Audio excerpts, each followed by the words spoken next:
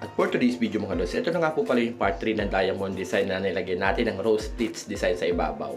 Full video kayo ito mga lods, umpisahan na po natin. Tara! At bali ito yung diamond design natin mga lods. Dito nga ilalagyan natin siya ng rose pleats sa ibabaw. Ito yung cloth natin. Dito nga ipinofold ko lang yung cloth natin ng ganito. Yan. Ipunin lang natin sa kamay natin mga lods.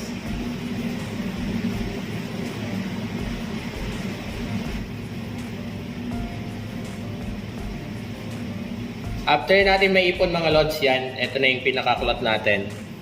Yan. Ipipin lang natin siya sa bawat tao dito, kanto or pinagpina ng diamond design natin. Dito gumamit lang ako ng medyo mahabang pin. Yan, para hindi siya natanggal. Tapos dito, sa top cloth, gustukin nyo lang siya nagpasan. Tapos push nyo ng konti yung pin pataas para malak dito. Yan. Nakalak na yan. Tapos dito nga magpupold lang tayo ng ganito.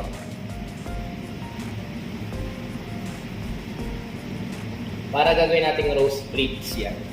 Itong ipupold natin yan. At least yung taas niya nasa 4 to 5 inches. Pin lang ulit natin, lagpasan. Sama yung blue na cloth. Yan. Tapos, ilak nyo lang siya.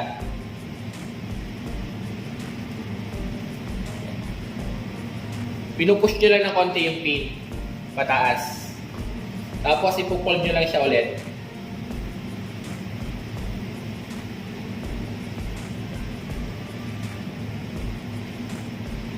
Tapos, mag-space lang tayo ng konti. At least mga 2 inches lang.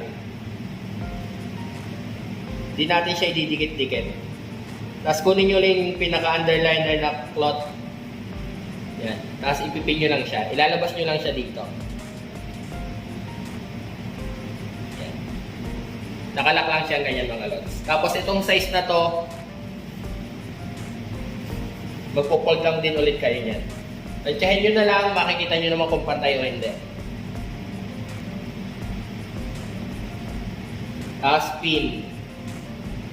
Lagpas nyo lang ulit. Yan. Pababa lang yung tusok para ang mangyayari niyan mga lods dito. Halimbawa ito yung cloth. Pag natusok nyo na, yan. Pag naka-up yan, pababa lang yung tusok na ganon. Basta ang mangyayari, lalabas siya na nakalak na ganyan. Dahil nakalak siyang ganyan. Dire-diretso lang tayo magpipin ng ganon pa hanggang sa tapat na ng diamond design. At bali dito nga mga lods, diretso nyo lang po yung paggawa ng rose pleats design at least 4, 5, or 6 inches na taas. Depende po sa gusto nyo mga idol. Kung nahihirapan po kayo mag-pin, i-comment nyo po dyan sa baba para gagawan po natin ng mas magandang video, ng mas malinaw para po makikita nyo kung paano talaga siya ipinipin mga idol yan. Comment down below na lang po kung saan po kayo nahihirapan pa para gawin po ulit natin ng mga video tutorial mga idol. Dito ngay itutuloy nyo lang po yung paggagawa ng pleats or rose pleats design sa ibabaw hanggang matapos nyo po yung sa tapat ng diamond design mga lods.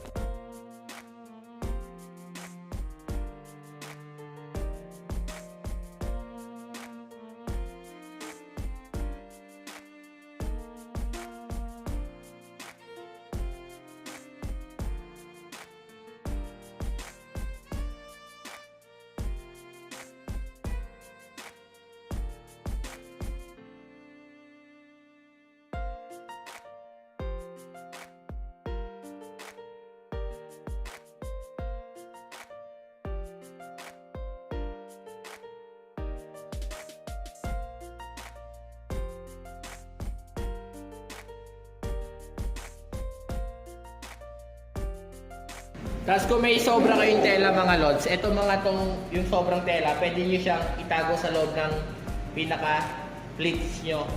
Kung mahaba, pero yung sa akin kasi maiksi lang, kaya hindi na yan mapapansin. Lagyan na siya mga lods, ilagyan natin siya ng pinaka flower fold. Ngayon bubukahin na natin siya para magkaroon na siya ng magandang design. Dito nga mga lods, inahata ko lang yung pinakailalim. Yan. Tapos ihahatakan nyo lang siya pasigsag.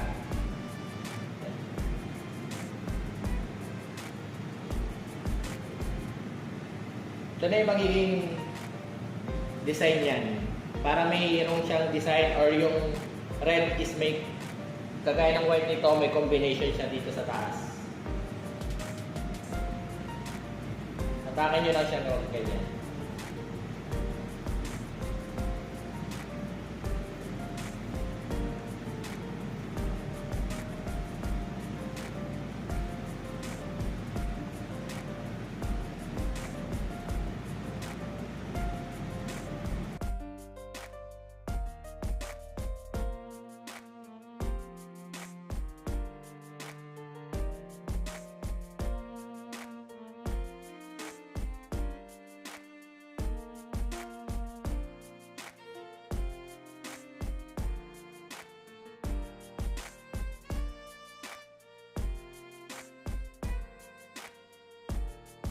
At bali ito na siya mga lods, yan. Yan na yung diamond design natin na nilagyan natin ng rose pleats. At ito yung pinaka butterfly design natin nung nakaraan. Yan. Nag-add tayo ng rose pleats sa taas para hindi sobrang plain ng ibabaw ng ating table.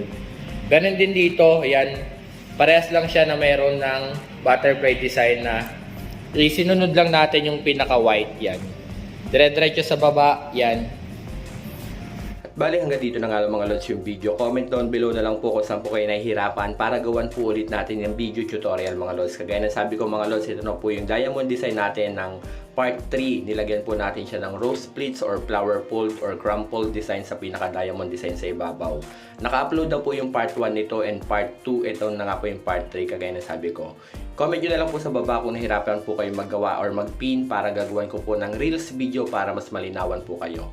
Follow for more at huwag niyong kalimutang i-share po yung mga videos natin. Maraming pong salamat.